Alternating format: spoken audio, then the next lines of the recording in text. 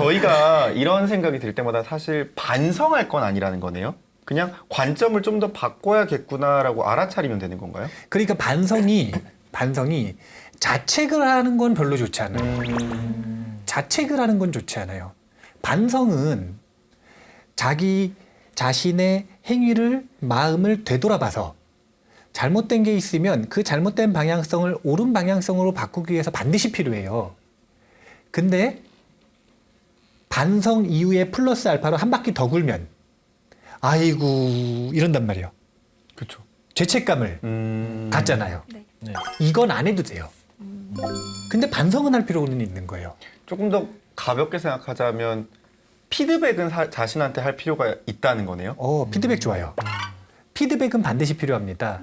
그래야 방향성이 바뀌니까. 방향성이 그래야 바뀌니까. 그래서 적합어부님이 지금까지는 열매가 있고 씨앗이 있으면 열매에 집중하는 세계관으로 살아갔단 말이에요. 네. 이제는 공덕에 대한 신심이 억지로 생기라는 것도 아니고 가진 척을 하라는 것도 아니에요. 그럴 필요 없어요. 불자가 되면 이런 세계관으로 살아가야 된다라고 부처님께서 얘기하셨어요. 그래서 그게 납득이 되고 마음에 개합이 되면 그러면 이 공덕, 즉 열매가 아닌 씨앗을 바라보고 씨앗을 심는 연습을 하면서 살아가는 그런 노력을 해나가는 거지. 갑자기 내가 못했다고 막 죄책감을 가지고 그럴 필요는 없다라는 것이다.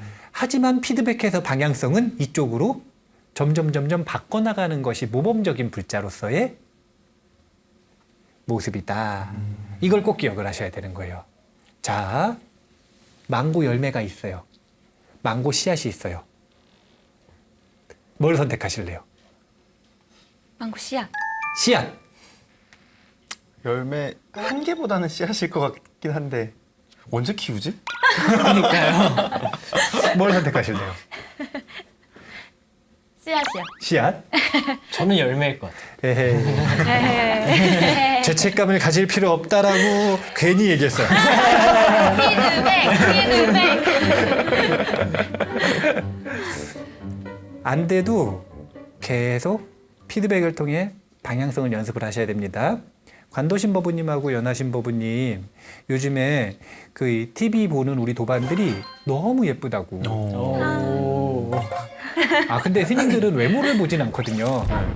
이걸 봐주시길 바랬는데. 외모가 머리 잘랐는데. 그런 얘기 절대 아니에요. 못생겼다 뭐 이런 얘기 절대 아니야. 이쁜데 스님들은 그 외모를 보기보단 뭘 보냐면 얼굴에 얼마나 빛이 나나. 얼굴에 얼마나 빛이 나나. 근데 요 관도신 법부님하고 연하신 법부님이 배워서 이해하고 신심이 나면 날수록 점점 청정한 마음이 생기면 얼굴에 빛이 나는 거예요. 그럼 딱 증거가 나오잖아요. 둘은 씨앗이라고 바로 얘기하는데 그러네요. 두 분은 뭐? 그래도 저희는 자책하지 않겠어요. 그렇죠? 피드백. 지난 시간에는 제가 질문을 끝까지 다 받았잖아요. 네. 질문이 많다 그래가지고 그래서 사실은 신심 플러스 시간을 전혀 못했거든요. 네. 그래서 그때 내용까지 포함을 해서 오늘 질문을 3가지만 받았지만 신심 플러스를 한번 들어보고 그 다음에 추가로 시간이 되면 질문을 좀 더 받아보면 좋을 것 같아요. 신심 플러스 진행해 주세요. 네, 우리 신심을 쑥쑥 키워가는 법구경 이야기로 여러분들도 저희도 신심이 쑥쑥 자라나고 있는데요. 이번 시간은 스님의 핵심 포인트 법문만을 모아 배워보는 신심 플러스 시간입니다. 우리가 하는 게 다 있죠? 준비됐나요? 네. 스님 귀한 법문을 들려주세요. 난다 신심 난다 사바. 신심이 나네요. 예, 신심이 납니다. 오늘은 신심 플러스의 제목도 있어요. 뭐예요? 해탈불교 대 공덕불교. 해탈과 공덕. 우리 불자들의 선택은 무엇인가? 이걸 물어보고 싶은데요. 문제 제기부터 해볼게요. 무슨 문제 제기냐면 사람들이 대개가 이렇게 생각을 합니다. 불교는 무엇을 목적으로 하는 종교입니까? 라고 이야기를 물어보면은 대개는 깨달음을 위한 종교다 이렇게 얘기해요. 맞아. 즉 해탈을 위한 종교라는 거죠. 네. 네. 근데 이 이야기는 반은 맞고 반은 틀렸어요. 왜요? 부처님께서는 분명히 연기의 진리를 발견하시고 불사의 문을 여셔서 해탈한 게 맞으세요. 그리고 제자들이 그 길을 걷기를 바라셨어요. 하지만 누구에게나 아무에게나 조건과 상관없이 무조건 해탈해야 된다 이렇게 얘기하시진 않았어요. 무슨 얘기냐면 스님들은 해탈을 목표로 하라고 하셨습니다. 근데 예를 들어 가지고 제가 불자가 왔는데 며느리가 말을 안 들어요. 그래서 며느리 어떻게 하면 말 잘 듣게 할 수 있습니까? 질문으로 왔어요. 해탈해라 이러셨을까요? 며느리가 해탈해라.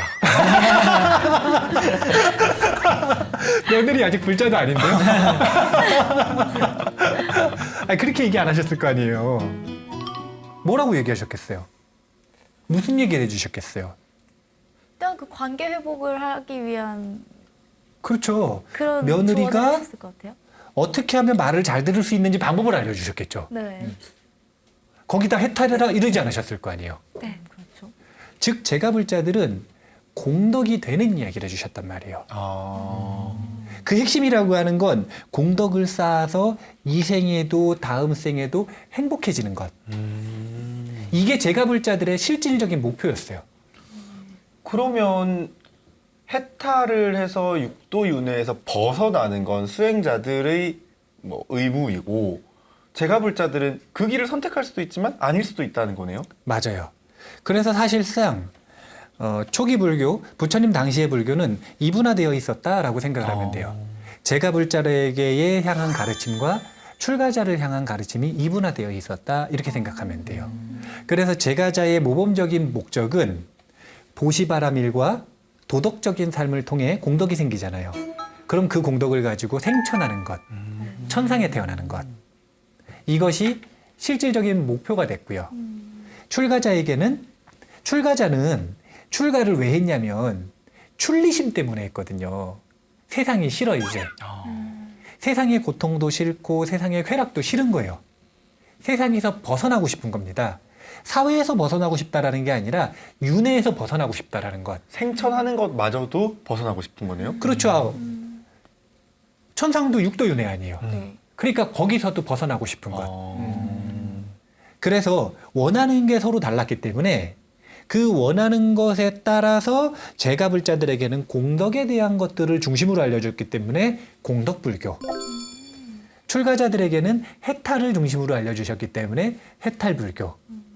저는 개인적으로 이렇게 이름을 붙여서 분리를 하고 있는 거죠.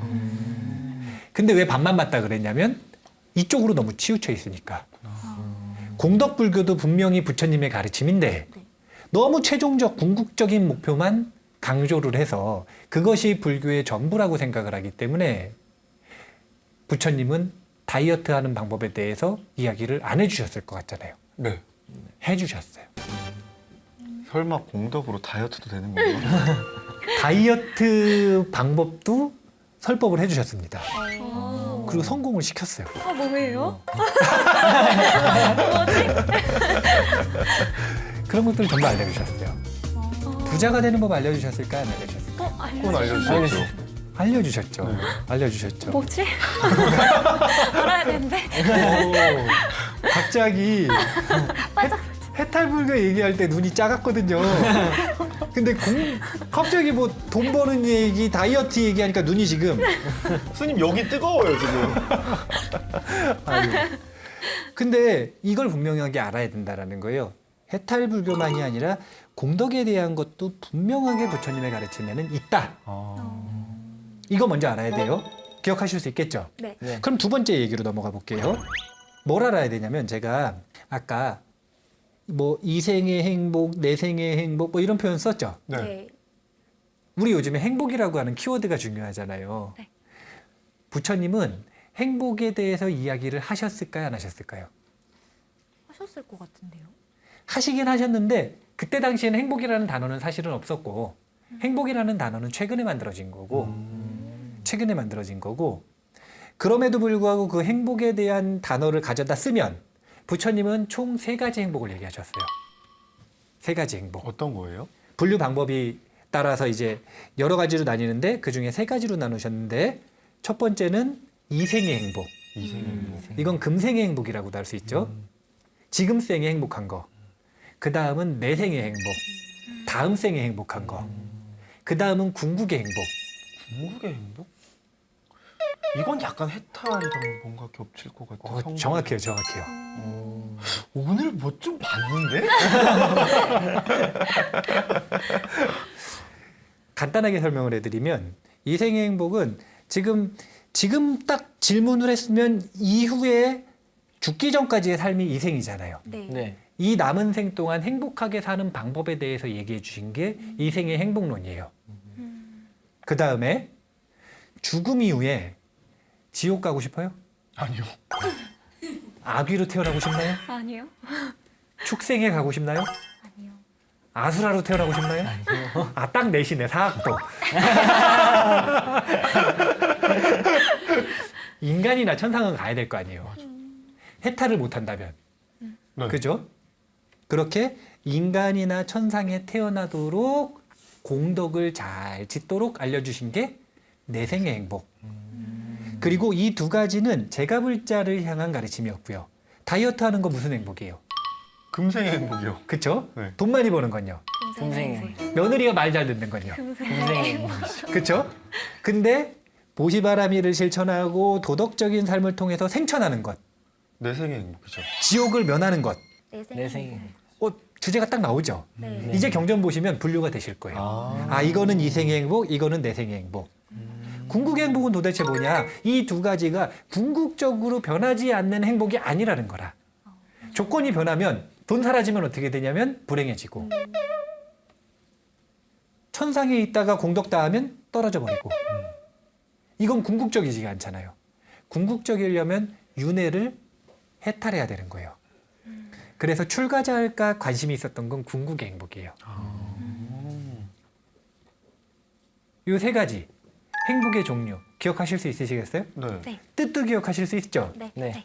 그러면은 조금 더 나가볼까요? 3가지를 어떻게 얻는지. 중요합니다. 이거 중요해요. 나중에. 이건 중요해요. 이게 바로 매뉴얼이라는 거예요. 냉장고를 사도 매뉴얼을 봐야 돼요, 안 봐야 돼요? 봐야죠. 봐야 돼요. 근데 행복을 얻고 싶으면 매뉴얼을 봐야 돼요, 안 봐야 돼요? 봐야겠죠. 왜 안 보려고 그래?